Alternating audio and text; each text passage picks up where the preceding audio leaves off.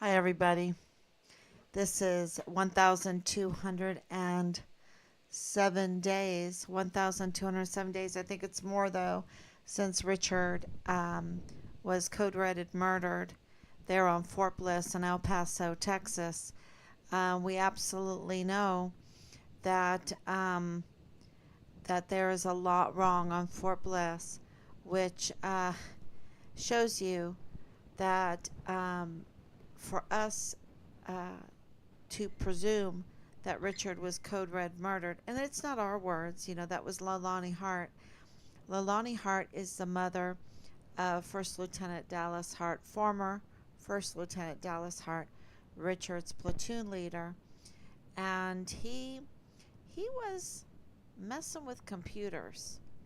Um, we have a witness that puts Dallas as messing with computers. Um, And yeah, so we know that there was a weapons problem. We know that there's accusations of weapons smuggling.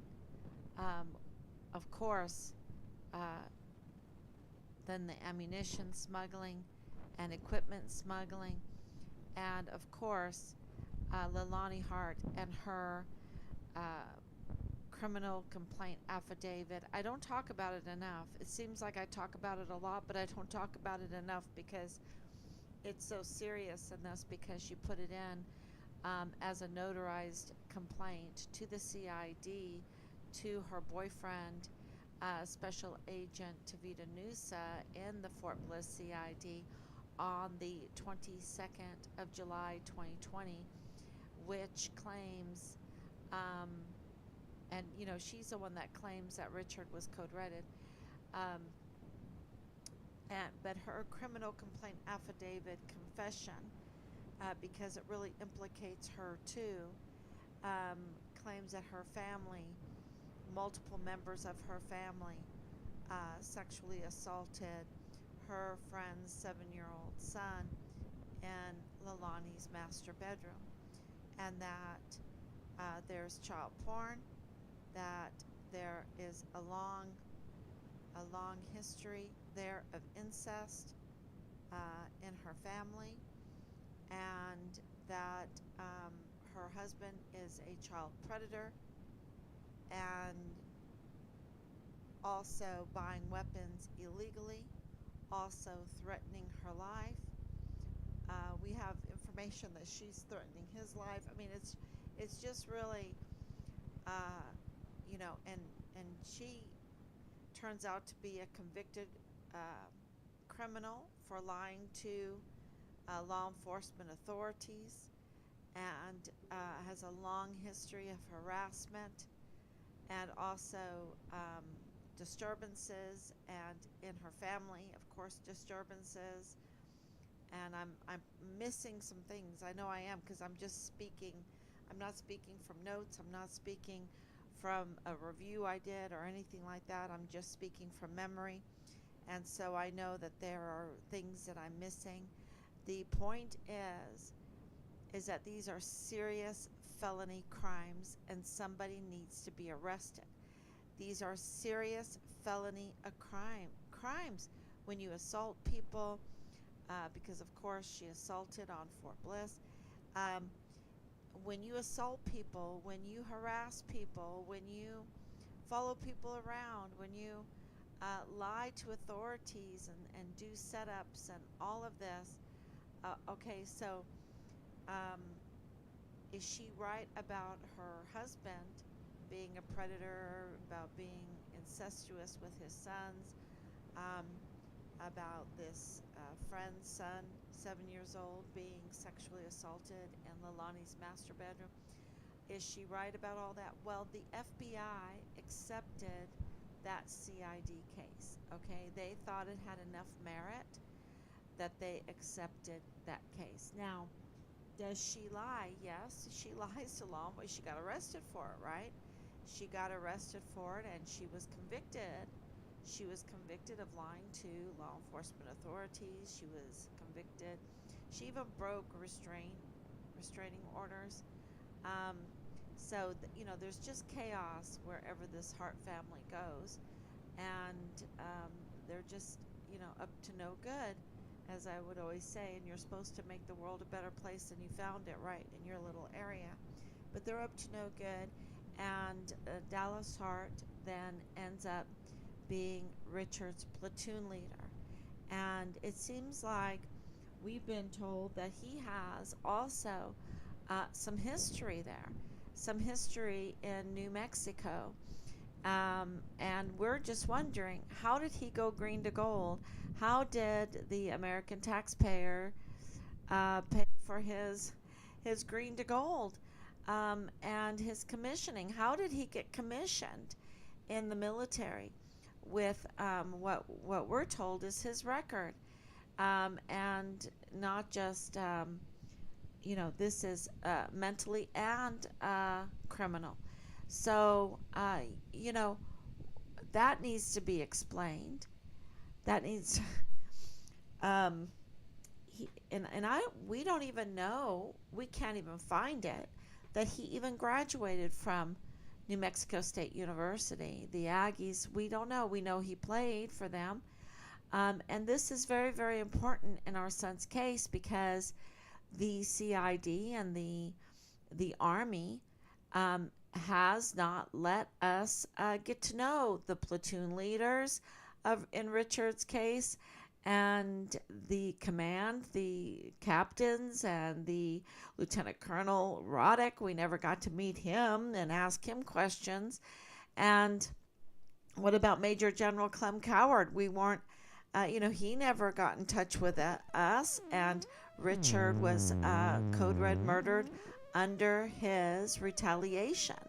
I mean, under his retaliation, constant and severe retaliation by him, and by Lieutenant Colonel Michael Roddick, and I'm sure the bullying and everything like that was supported by others, but Richard was code red murdered under Major General Clem Coward, and we haven't ever talked to him. We have never talked to him.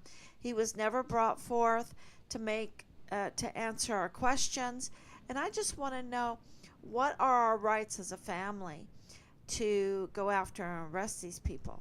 You know, what is our rights to go and arrest these people? Because Lonnie Hart needs to be arrested for her actions with Angela Kachurga. Angela Kachurga needs to be arrested for obstructing justice in this case.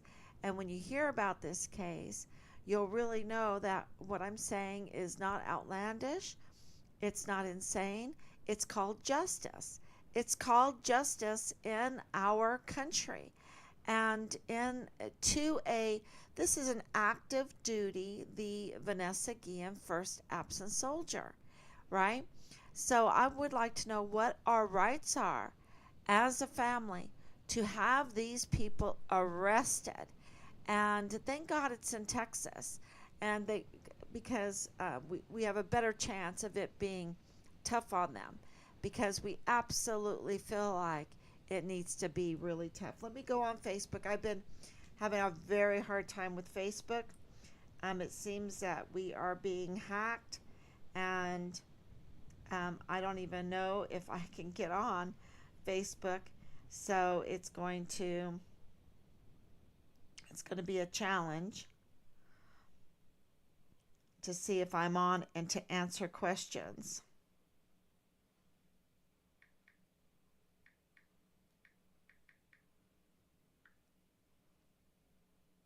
So I'll try to get on, but it's a big question for us to wonder.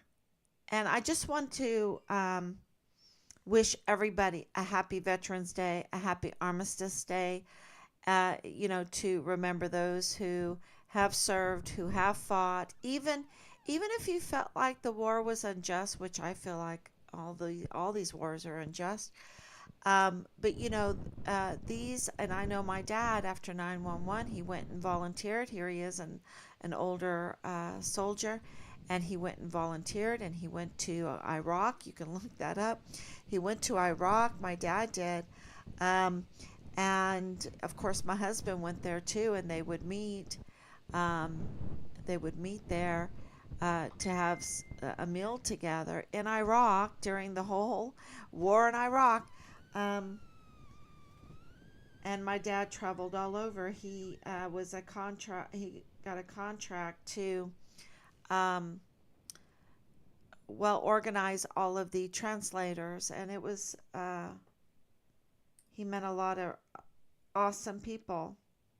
Let's see if I can get on. It's just been really, really, really tough. Um, so if we are censored, we're going to find a way. Okay, we'll find a way. Remember when during COVID they censored me for 30 days on Facebook, and I just put the shield on, and the shield allowed me to do the live stream. So um, let's see. It looks like I'm getting on. Okay, it looks like I'm on. Haha. Okay, it does not look like I'm live though. Oh, I am live. Okay. All right. I am on. Oh, hallelujah. Okay, so I can see your questions. Thank you, Georgina. Thank you so much. Thank you, Anicia. Thank you, Danielle. Um, Thank you. Yes, it is. It's been so crazy. The hacking on Facebook today. And it's not just my phone, because it was happening on my computer also. And so I'll see. Maybe it is me. Maybe it is a technical problem, right? But it is uh, curious that last night when I got on here, and I was really upset yesterday, and I'm still very upset. I always, you can tell when I get upset, really upset, I always get a cold sore. Um, but and upset meaning you just want to cry all the time thinking about the implications of all the information that we find out. I mean, we absolutely know, not because of me, but because of the leadership, because of the law enforcement agents telling us that there is a weapons problem on Fort Bliss. There is, and there still is a weapons problem on Fort Bliss. And then we find out that there's a weapons smuggling problems on Fort Bliss. And there is a paperwork, like an embezzlement, cooking the books problem, right? They try to cook the books, and they try to, and we know this from HRC, put the right people in the right spot so that these crimes can be gotten away with, that they can absolutely organize this criminal enterprise so that they can get away with it, and they can even have a defense attorney, they can even have law enforcement back them up and even do dirty work for them. And we saw the dirty work with the DUI, DWI setup that they did for Richard. And, I want to ask Jesus Melendez, I want to ask him, does he know the Rocha family? It seems to me that he knows the Rocha family. And why would he do what he did? I mean, clearly, clearly, Alma Trejo, the judge, saw through all of this and issued an agreement for dismissal on July 7th that Richard signed, that went into effect on July 9th, 2020. So, and there is um, another signature of an accuser, right? And we think we know who this is, and it is really shocking who we think this is. I'm not at liberty to say right now, but I will say this. I'm very happy that Texas is very, very strict.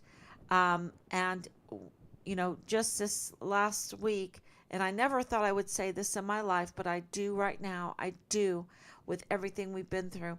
They just had their second in a week, I believe, death row inmate put to death. Um, I think that these crimes that have been committed, and I posted them on Facebook today, and that's just a little out, just a few of them. The crimes that have been committed, capital crimes that have been committed in our son's case are so many, so many. And it's because this criminal syndicate was allowed to grow. No oversight. Where is Veronica Escobar in all of this? Is she part of them? That's my question, because is she afraid of them? Is she part of them? What's going on with Veronica Escobar? We know that Ted Cruz asked very, very good questions, a senator that has oversight over Fort Bliss, and he asked some very, very good questions, um, putting himself in the fray of this case, and he got shot down by Christine Wormuth, the Secretary of the Army, who is like 23 ranks lower than him, and yet she is emboldened. Something is going on that she can take down a senator. She took him down. I mean, it was very clear that she did. And so she made a sitting elected senator powerless in the case of the Vanessa Guillen first absent soldier. I mean, it was really a disgusting scene to behold. And I don't know, I would love to hear his story on that side of it. Um, and it's looking clear why, uh, this story was given so much money to put forth a change in narrative, or to harass witnesses, or to harass anybody that wanted to help. At the beginning, the harassment was terrible. And, just to change, put the smear campaign in, to monitor us, to even send in their people to, do some spying, and, do that kind of dirty work. I mean, these leaders in El Paso, in this case at Fort Bliss, they're dirty. Dirty agent Soto was assigned. And then even in Washington, D.C., we get dirty agent Jessica Veltri, who is clearly dirty, right? Clearly, because she has not been to the crime scenes, because she has not even interviewed the key witness in the case. Um, you know, uh, and she's also denying us next to kin information, right? She's denying us that right. It is a right in this country. So make sure yeah, everything's working. So yes, this is a dirty agent. But then we have General McConville, General Mealy, Lieutenant General Donna Martin, Lieutenant General Sean Bernabe, Brigadier General David Martin, Major General Clem Coward, Major General White, of course, General Garrett. I hope I'm not forgetting any of them, but they're dirty. They're so dirty. What are they profiting on? We know that the CIA has been caught now running a drug cartel, right? Drug syndicate, making money off on the side by selling illegal drugs. That came up right now, and because they wanted more funding, they wanted more money in their coffers, so the organization itself was funding itself with illegal activity. Well, that when that came up, that made a lot of sense, because we in Fort Bliss we have 85,000, 85,000, 85,000. I can't repeat that enough. That is a huge number of unaccounted for minors. Now, these minors are mostly, not all, there are some young ones in this, but mostly they're teenagers. So you're talking about 12, 13, 14, all the way to 18. They're at their height, going into adulthood. Um, so much energy, so much health. They are missing. They are unaccounted for. Where are they? And, so here we have just that, sorry, just that we have so many minors being brought through that intake center that we would have 85,000 unaccounted for um, minors is shocking in itself, right? That is shocking that we would have that many. And where are they going? What are they doing? Even the ones we know of, where are they? What are they doing? Right? Who's taking care of them? And we know that that caused a lot of problems in the surrounding area and on Fort Bliss because of the lack of childcare services. So, but that was headed by the admirals, but also by Ann Ogle, who was in business, probably still is in business, with Thomas Kane, the director of emergency services. And Ann Ogle is the administrator for child and youth services. So her job was that intake center, those 85,000.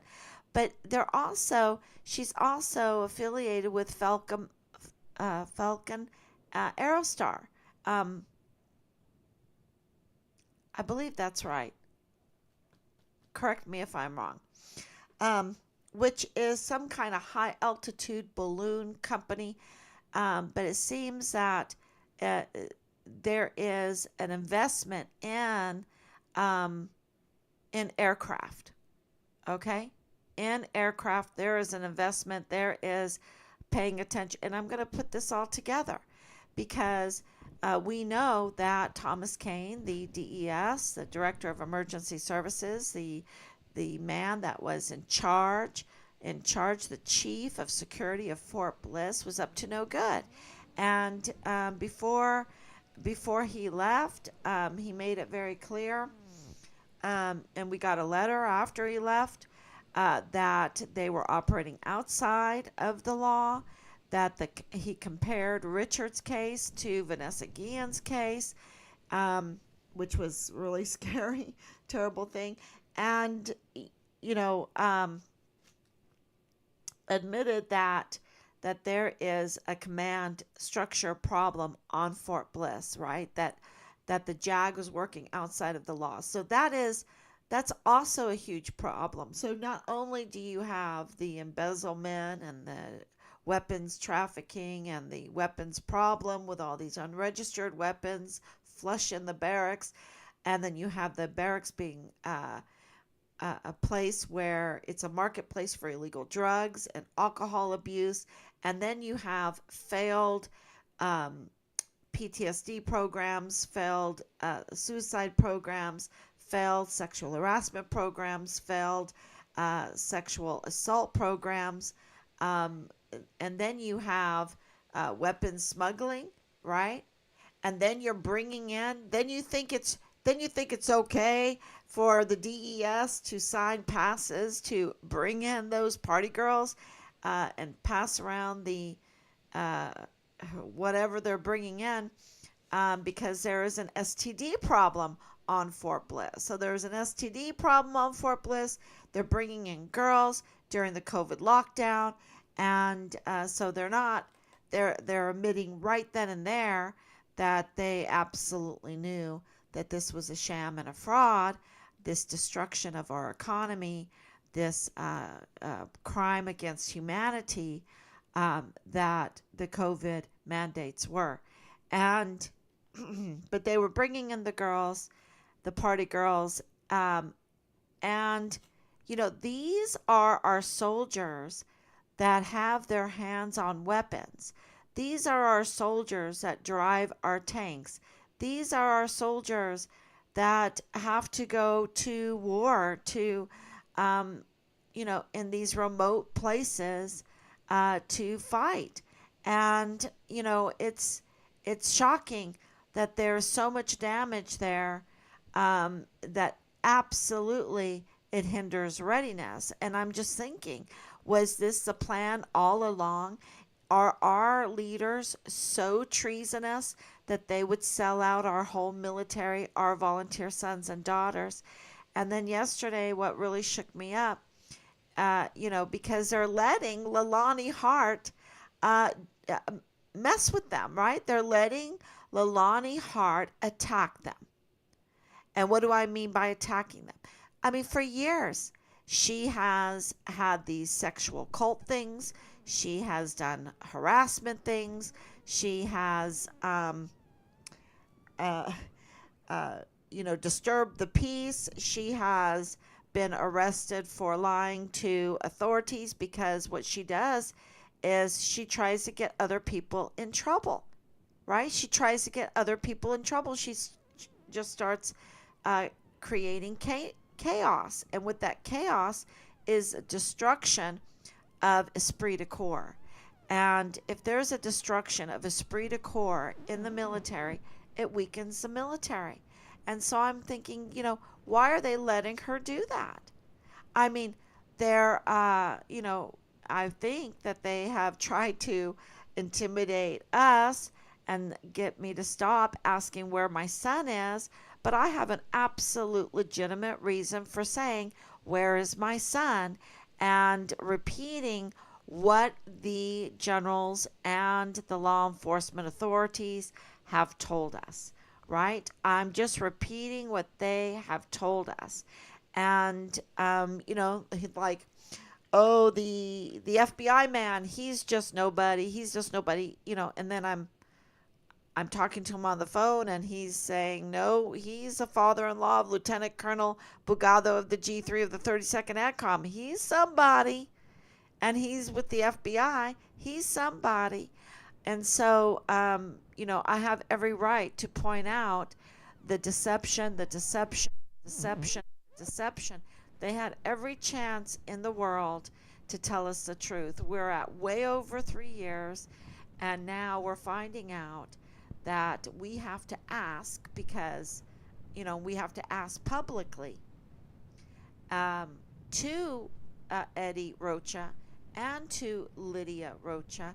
It seems that Lydia Rocha's family has this history in funeral preparation and mortuary affairs preparation, and Eddie followed in her footsteps. And, so I'm just telling you, Eddie and Lydia, what we are being told. What we are being told is that Lydia is a mortuary affairs liaison, family liaison, and that Eddie Rocha is a mortuary affairs technician. Now, add in connection to annexes that William Beaumont Army Medical Center bought, 3705 Bliss Avenue, 39 Bliss Avenue, and those addresses are connected with the historical family of Eddie Rocha and Lydia. Lydia, really mainly Eddie Rocha. So, Lydia's family. Yes, exactly. Sorry. Lydia's family, they're 3905 Bliss Avenue. And of course, because she's married to Eddie Rocha, then of course he's connected with that. And of course, those properties are connected to Tanya Katzen. Tanya Katzen is the mother of Danae Katzen. So absolutely, Belen Rocha and Danae Katzen are connected. And, I'm just saying what is obviously put forward to us, the truth, and they don't want you to hear the truth. They want you to hear lies and a narrative and, misinformation. And, I'm just trying to find out what happened to my son. And so I'm just trying to tell the truth as best as I can, because I will tell you this, we, have had so many infiltrators that some people have lied to us, and that has harmed the pursuit of justice. It has obstructed justice. There has been definitely many, many tries at obstructing justice in this case. And so, for anybody that absolutely knows that we were lied to on a certain topic and we had a reaction to, I want to apologize, and please contact us, leave a message, because we're really screening our calls right now. Also, um, because of the bullying and the threats. So, and this is really getting into some uh, very, very serious crimes. Because if William Beaumont Army Medical Center purchased 3905 Bliss Avenue and 3705 Bliss Avenue and turned them into annexes under the mortuary affairs, and is giving the funeral homes like to have a lot of dead people, right? Because that's how they make money. I mean, I just have to tell it like it is. That's, they make their money off of having dead people. And so, to have wars, to have these wars, these unjust wars, is profitable for them. And I don't want, I'm just talking in the sense of trying to find the answers for our son's case. So I'm not trying to pick on anybody. I'm just trying to find out what happened to Richard. And with Eddie Roach's hat in the ring in the suspect game, and then to find out that, it's very, very possible that he was and is with mortuary affairs, and out of these properties that we have been told by a separate entity are very, very important in the crime scene of Richard. That those two, that is very important. And of course it is important because of Tanya Katzen being there, right? It's very important. So, so I have to take a deep breath on that one, because these are crime scenes, y'all. These are crime scenes. These buildings. That is what we've been told. So, if they are then contracting out, if this is a hush, like under the table mortuary affairs, and they are doing hush deals with transports, meaning aircraft, are they going to rent out a Cessna 550? Are they going to rent out and make a deal with Cirrus Aircraft or Falcon Aerostar Aeronautics? Or I have to look that one up again. And are they making contracts for the taxpayers then would have to pay for those flights. And if these businesses are trying to get off the ground, they could really use someone else paying for their expenses, right? I'm just saying, this is from my train of thought in all of this. And if the mortuary affairs are up to no good, what are they transporting in these planes? And as you know, we have information that our son was transported in a plane, and all of these crumbs are fitting together, and it's horrifying to see the crumbs fitting together. So we really, really need answers, and we're working very hard behind the scenes to create all the paper trail, to get the answers. And that's exactly what you have to do. You have to start, putting down your papers, one at a time down on the ground. You have to send it out to all these people and create a paper trail in order to get the institutional support's attention. And then you have to get the population to be supporting you. So we ask for your support in this, because this is our country, and to have them sell body parts, to have them transport the Vanessa Guillen first absent soldier without letting us know. If that's the case, those are all, me thinking out loud, presuming things. And, they might say, oh, you can't do that. I don't know. But, my goodness, where's our son? Where's our son? And what's going on with the mortuary affairs? Are they up to no good? And how are they handling these bodies? And, why is there so many so-called suicides? And why is there 85,000 unaccounted for minors missing? It's just uh, it's very shocking, and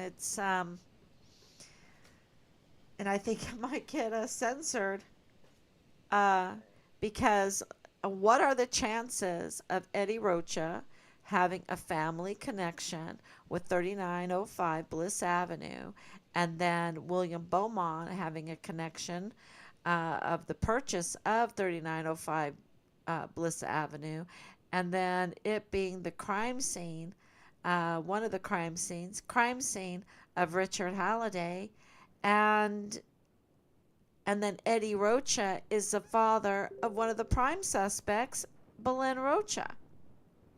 I mean, what are the chances of that? And it's just like this Jesus Melendez, who was this canine cop. Um, the connections are shocking, are absolutely shocking. And then we have the other one too. So, what were they going to do on July 9th, 2020, when Richard was exonerated after trying very, very hard to censor him, to bully him, to shut him up, right? What were they going to do? And they weren't going to apologize. And that's a shame that they had no esprit de corps, that they had no love for the country, um, for what's right and wrong, you know? So, okay, let me read some questions here. Oh, yeah. We have enough. We have enough for any jury to convict Dallas Hart. Um, Thank you, Kat. Patricia, have you heard anything from any of the Army of any updates or anything? Can you repost addresses to the Department of the Army that is to look into Richard's case and why nothing is being done? Well, there is a lot being done. I can tell you that because our letters have gone through and there is a lot being done. Now, how much of that um, will be brought through, because see, they say that these active duty soldier from Fort Bliss, his congressional inquiry is moving forward. They say that they are investigating Leilani Hart. They say they are investigating Marlon Soto. They say they are investigating all the others that we have put in there. And we're getting responses from all of that. So they're absolutely, they're ready to arrest some people. We've gotten that information, which is shocking for people to hear that maybe in Halliday's case, someone's going to get arrested finally, and we'll get some real answers from the authorities that have signatures, right? Because nobody wants to sign anything, and the answers that we're getting are, they're so afraid of their retaliation. They just want to be under the table. So, we've got this inner city, we've got help from inside Fort Bliss, and we have law enforcement help. So, things are happening. But it all depends on you, right? It all depends, and I hate to put that weight on you, but the public, everyone that's listening to these cases, not just Richard's, they're the ones that are the real movers and shakers. It's not the generals. It's not the senators. It's not the Republican House or the Democrat House. It's not any of them. It is the people. They are the movers and the shakers. They're the ones that can get it done and get it done fast. And so we thank you for your support on that. Um, Richard, okay, let's see. Richard Halliday seemed to have been taken down the deck of cards and uncovering evil that was occurring against children. They told the family they couldn't have another Vanessa Guillen. That's right. So there was, this could not be another Vanessa Guillen case. That was, the point of everything that they did. Um, when the videos on this shows that Richard was with his car at Mexico border, was his car found? That is not his car. Um, I believe that's Dallas Hart's car, the Pearl C-Class Mercedes. Okay?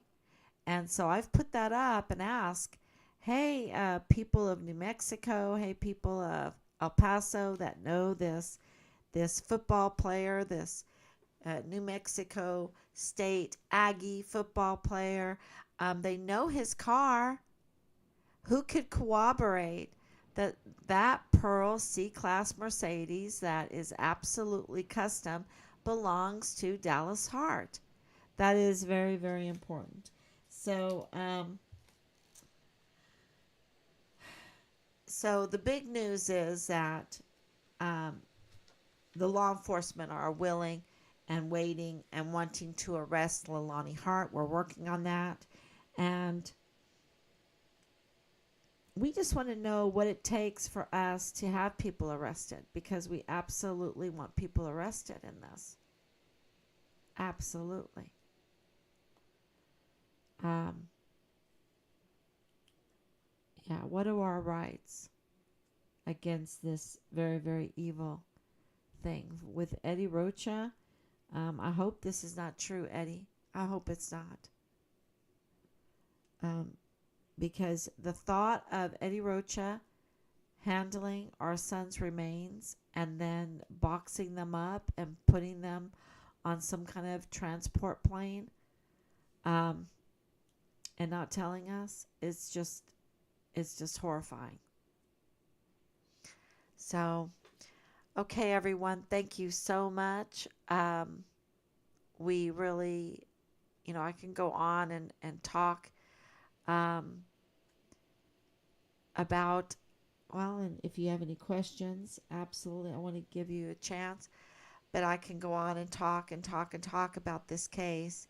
It is has so many facets, but I want to really stress that this is capital felony charges, capital crimes, felony charges, and we need to get those arrests going for the capital punishments in Richard's case, and hopefully that will send a huge message out and secure and keep safe our soldiers when they're on their home installation. So that's really our goal here, is, well, glorify God in everything we do, and and um, get the message out that you don't mess with our soldiers. You don't mess with them. And if they are reporting wrongdoings, you better respect them. You better respect them. And I know there are some that just want to tattle on everything. But you know what? We have leadership. We have leadership training. We give our leaders everything they possibly need and more, everything.